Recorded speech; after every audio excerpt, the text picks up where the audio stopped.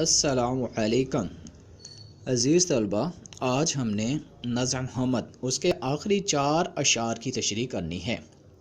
وہی ہے کائنات اور اس کی مخلوقات کا خالق، نباتات و جمادات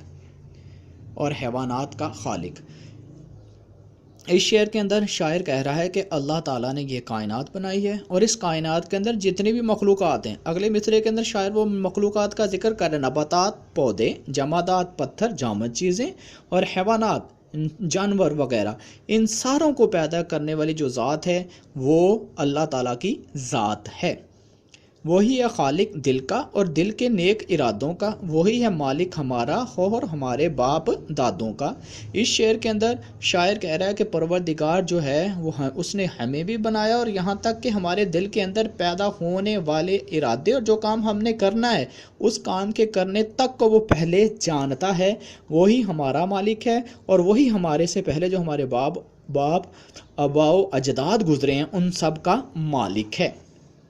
بشر کو فطرت اسلام پر پیدا کیا جس نے، محمد مصطفیٰ صلی اللہ علیہ وآلہ وسلم کے نام پر شیدا کیا جس نے، شیدا بولتے ہیں قربان کرنے والے کو، کہ اللہ تعالیٰ نے انسان کو فطرت اسلام پر فرمایا پیدا کیا۔ اس حوالے سے حضور صلی اللہ علیہ وآلہ وسلم نے فرمایا ہے کہ جس کا میں آپ کے سامنے مفہوم بیان کر رہا ہوں کہ ہر جو انسان ہے نا، ہر ایک کسی کے گھر میں پیدا ہونے والا بچہ ہے اس کو اللہ تعالیٰ فطرت اسلام پر پیدا کرتا ہے۔ تو بشر کو فطرت اسلام کا بندہ بنا کر، اسلام کا جو ہے پیروکار بنا کر پیدا کیا ہے۔ اور سب سے بڑی خوبی یہ ہے کہ انہوں نے حضور صلی اللہ علیہ وآلہ وسلم، اللہ نے ہمارے دلوں میں حضور صلی اللہ علیہ وسلم کی محبت کو پیدا کیا ہے، اور حضور صلی اللہ علیہ وآلہ وسلم کی عزت، آبرو اور ان کی